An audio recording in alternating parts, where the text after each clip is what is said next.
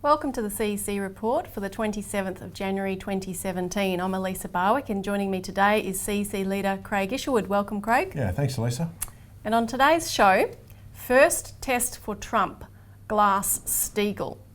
And the TPP is dead. Why is Turnbull still pushing it? So firstly, first test for Trump, Glass-Steagall. Now, of course, everyone would have seen in the TV and various reports this week that Trump... How could you miss it? Exactly. That Trump was inaugurated to unprecedented hysteria, really. The reaction was stunning. One headline even screamed, "Will Donald Trump be assassinated, ousted in a coup, or just impeached?" That was the London Spectator, but there were variations of that across the board, and we're going to talk a bit today about why there is such hysteria coming from the establishment media and from, the very highest of political figures.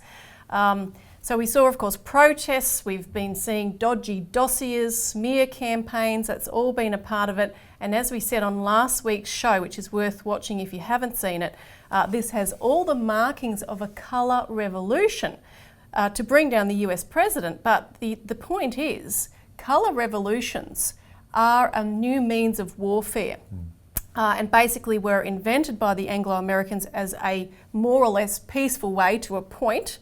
As we saw in Ukraine, sometimes it goes well beyond that point, but a means of bringing down leaders to enforce regime change when there's political leaders that they don't like that are taking nations in a certain direction that they don't like. So the fact, Craig, that this is being wielded now against the United States, which is part of that Anglo-American establishment that created this, that set it up, this is a big deal. And President Putin of Russia actually described it as unparalleled in history. So basically we see here that the establishment has lost control of one of its own. Well, that's what's happening here, Lisa, is that they're terrified at the power of the people that's going to assert itself, like in the mass strike that we've been talking about on this program. And what was stunning, and people have to go back, that the major media and the political class completely missed the fact that this mass strike was taking place in the US and Donald Trump got himself elected. Now, we don't know what Donald Trump is going to do. It's very early days. He's got members of his cabinet they're in all sorts of different factions of the Republican Party. So it's impossible at the moment to have some sort of a forecast about which way this presidency is going. But what you can bet your boots on is that those forces, those political forces like the British, for example, who have had more to do with trying to influence US policy, right, than anyone else on the face of this planet. I mean, you've had unprecedented interference in this last US election, not by Russia, but by Germany, by Britain and so forth, by denouncing Trump prior to the campaign. And the sort of smear campaigns that were run by other countries towards the US. It wasn't Russia. Actually, if you have a look at what Russia actually said, they said that they will not interfere in the domestic policies of other countries. And that's actually a matter of record. So what you're seeing here is what we refer to as a revolutionary potential of the population. Yeah, because it's not so much Trump that they're worried about, although he has certain policies, if he follows through on them, which we'll talk about, which are a threat. And rapprochement with Russia, for example, is one of them. If Russia and America begin to collaborate, if America and China begin to collaborate, suddenly the whole idea of a unipolar order, Anglo-American headed, is out the window, which means the entire global financial system is out the window too. But see, this is where Glass-Steagall comes in, because one of the most immediate ways to bring down the established order, which is, destroying so many lives and countries around the world, would be for Trump to introduce Glass-Steagall. See, that's the key here. The global financial crisis has never been fixed. You had the 2008 period where the world basically fell over financially. Now you had a great opportunity there to deal with Wall Street, separate out these huge, too big to fail banks that had nothing but speculation as part of their operation, that actually fell over, separate them out from a legitimate commercial banking operation. Instead, what did we get? We got massive bailouts for trillions of dollars into the major Wall Street banks, and nothing has been changed. Now, this has led to the point that we're at today, where we now have Trump in the presidency. He said he wants to introduce a 21st century Glass-Steagall. there's an enormous groundswell for that inside the United States.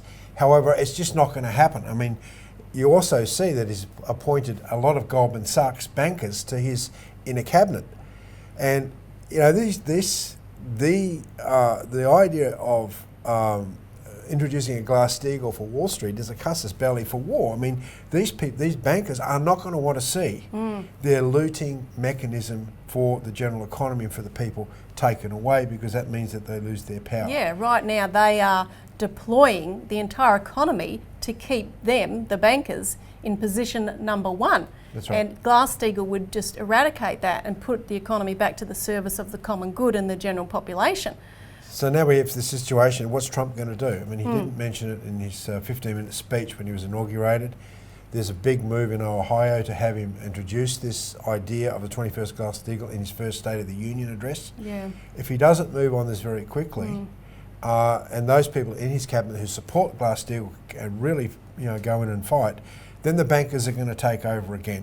Yeah. And I don't think you can have any romantic ideas that somehow just because he said he's going to have this 21st Glass-Steagall that it's going to happen. Yeah, or what is their definition of a 21st century Glass-Steagall Act? Because I want to play a clip here of the nominee for Treasury Secretary, Steve Mnuchin, answering questions, you'll see, from Maria Cantwell, who's a senator who has been one of the co-sponsors of the existing Glass-Steagall legislation in the US Congress. So we'll just play the clip. I wanted to ask you, do you support returning to Glass-Steagall? I don't support going back to Glass-Steagall as is.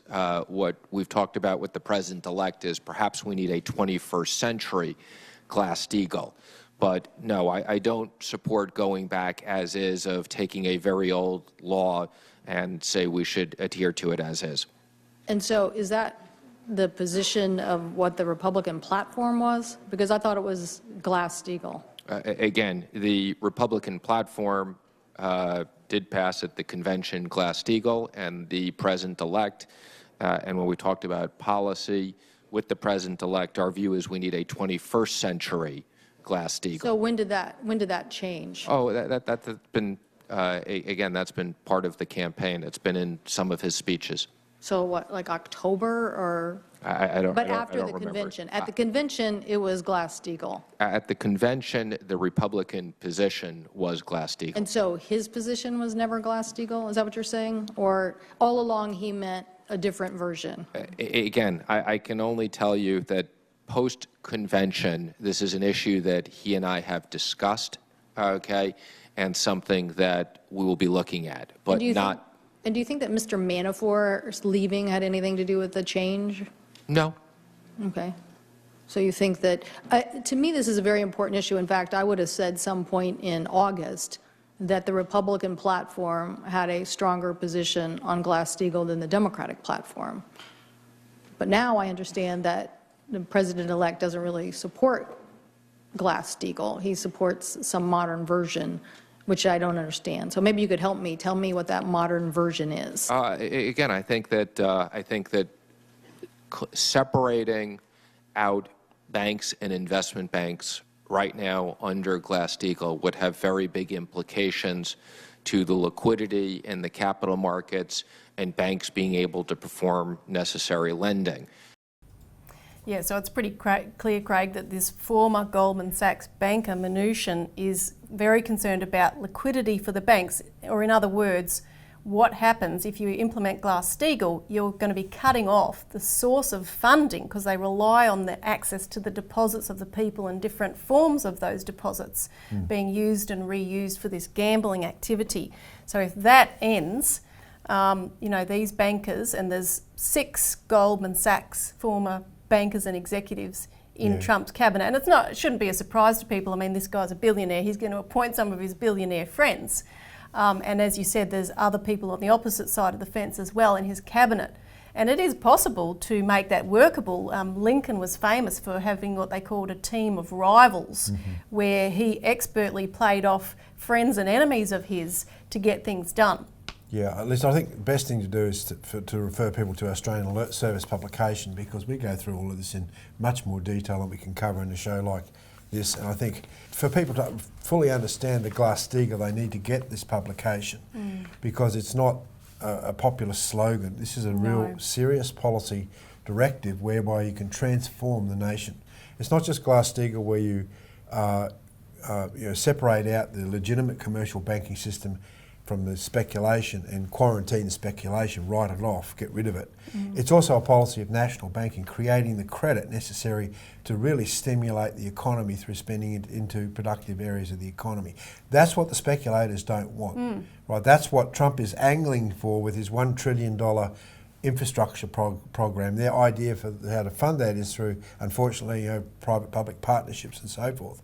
There is a tradition, which we talk about in the publication here, about national banking and credit creation through Alexander Hamilton.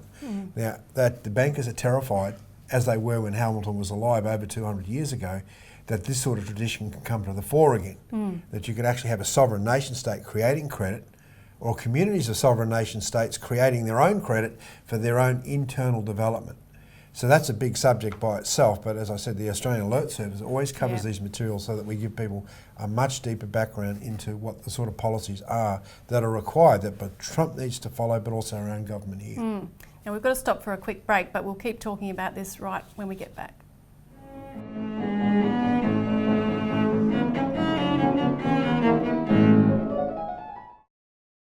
Welcome back to the CEC Report, where we're discussing the first test for Trump, Glass-Steagall.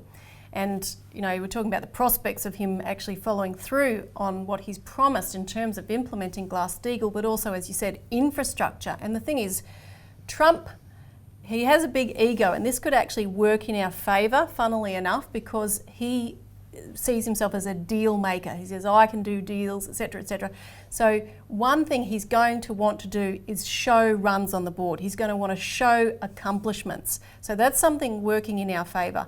But our job is to educate the population. There is a mass strike as to what actually the guts of Glass-Steagall is, and people have to be educated and informed about the details. The devil is in the detail, because what happened, it's interesting to look back at the period after Obama came into power in 2009, because there was a mistaken idea actually across the board that he would do good things, but including Glass-Steagall. And he never had any intention of going with Glass-Steagall, but there was a massive campaign in the United States, because our organisation over in America had run a massive campaign which resulted in more than 6 bills in the US Congress at that time, by 2010, calling for Glass-Steagall.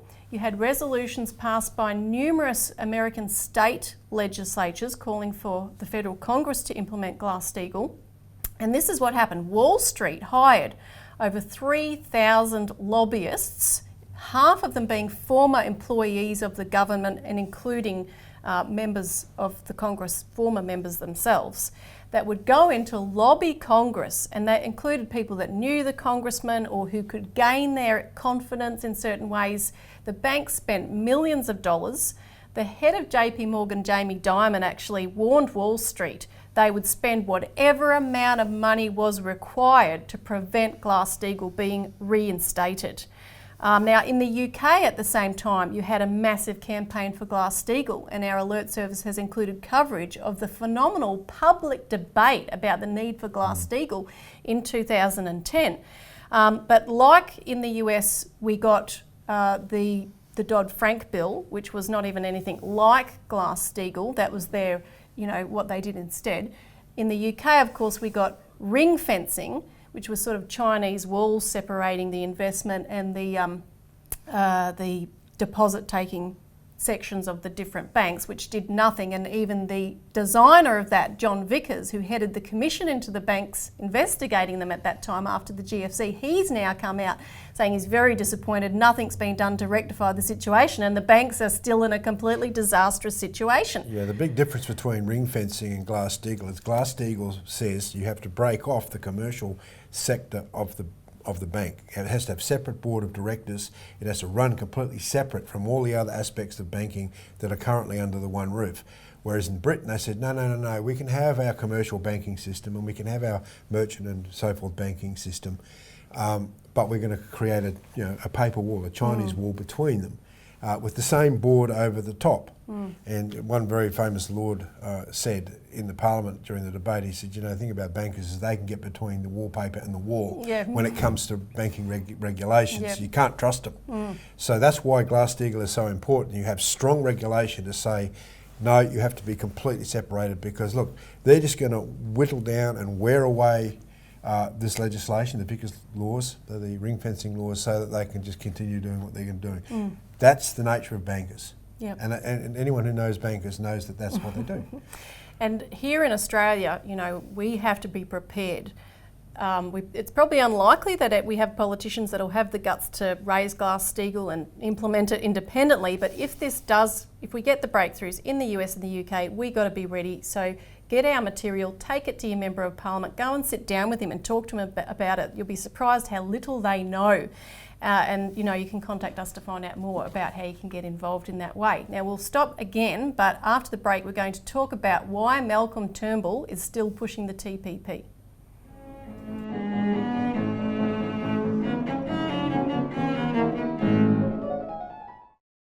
Welcome back to the CEC Report. Now we're discussing the TPP is dead. Why is Turnbull still pushing it?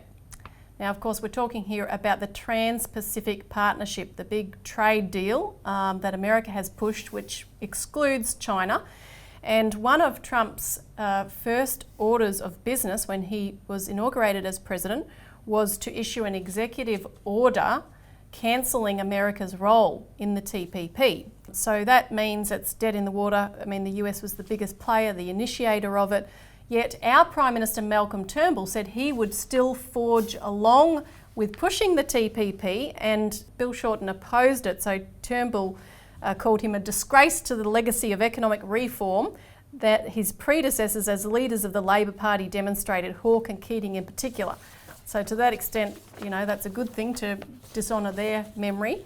But Turnbull spoke to the Japanese Prime Minister about this, and even he, Shinzo Abe, said this deal is meaningless without the United States, and Japan's the only member country that's actually even ratified the thing. The Theresa May government, they have been repeating quite a lot that the UK, this is since the Brexit of course, that the UK will be the new champions of free trade for the world. So what we wonder is whether Turnbull is throwing in his lot with Britain. Now to show you, to give you an idea of what Britain's talking about here, I just want to quote a little bit of what Theresa May said at the Davos Forum, which occurred, Craig, on the 17th to the 20th of January.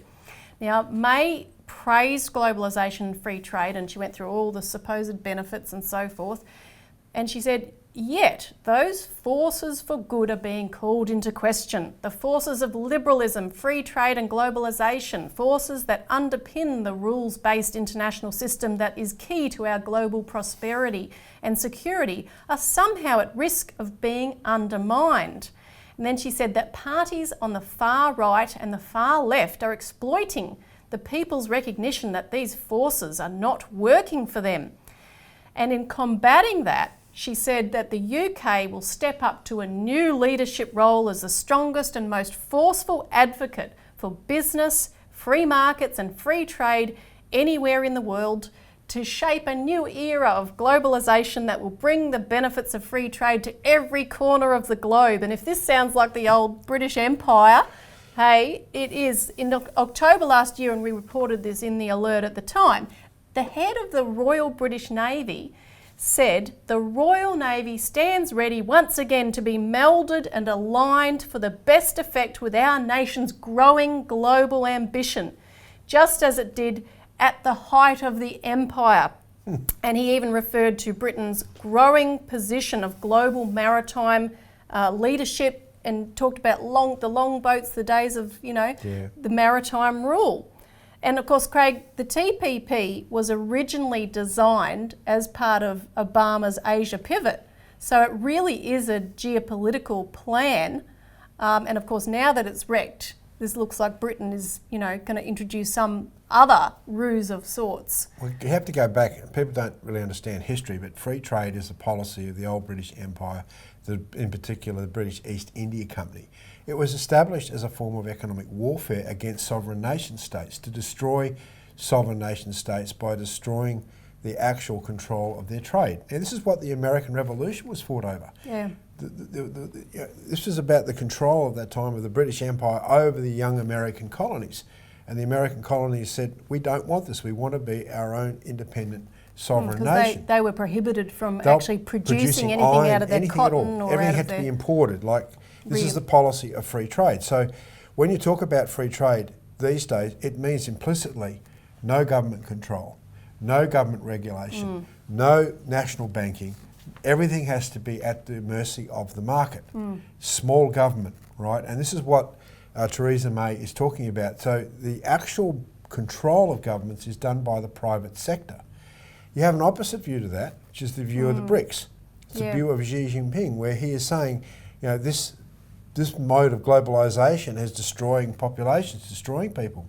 Yes, we need globalisation in the sense of sharing technologies and developing ourselves, you know, infrastructure-wise internationally, but we can't do it at the expense of populations for the sake of private profits in the private boardrooms of actually bankrupt banks. Yeah. So, I mean, this is a philosophical fight that's taking place. Now, interestingly, look, if you shut down Alcoa, like here has been discussed in the last week, and 600 people lose their jobs, that's a product of globalisation, because you've actually privatised the power sector. So instead of having cheap power to develop industry, everything is subject to market forces. So people lose their jobs. If we've just shut down our manufacturing industry as far as cars are concerned, and we're losing more and more manufacturers. Now that has a direct response to the people, and the people rebel against, they hate this policy. Now Theresa May saying, well, you know, that people are rejecting our policy because of the right and the left factions. No, people are rejecting the policy because the policy stinks. And that's why Trump's come to power. He's promising more jobs and trying to do things to support his population. I believe there's genuine, you know, support for that. How he goes about it, well, we'll have to wait and see how that's done. Yeah, and it was very interesting, Craig, because you referenced what Xi, the Chinese president, has been saying. And of course, he gave a speech in the plenary session at Davos, which was virtually the polar opposite. This is the first time he's been invited. Exactly, first time a Chinese president's ever spoken at this, you know, inner circle grouping of financial, you know, top elites. And he basically said, as you said, and it was the polar opposite of Theresa May, that we've got a new era of globalisation where you have to have it based upon the right philosophy and model. So he talked about things like the excessive chasing of profits and the failure of financial regulation has been one of the problems which led to the global financial crash. And he said that instead, globalisation should be guided by governments which chart the right course for it. And he said China follows a people-oriented development philosophy and is committed to bettering the lives of its people. Development, he said, is of the people, by the people and for the people. China pursues the goal of common prosperity.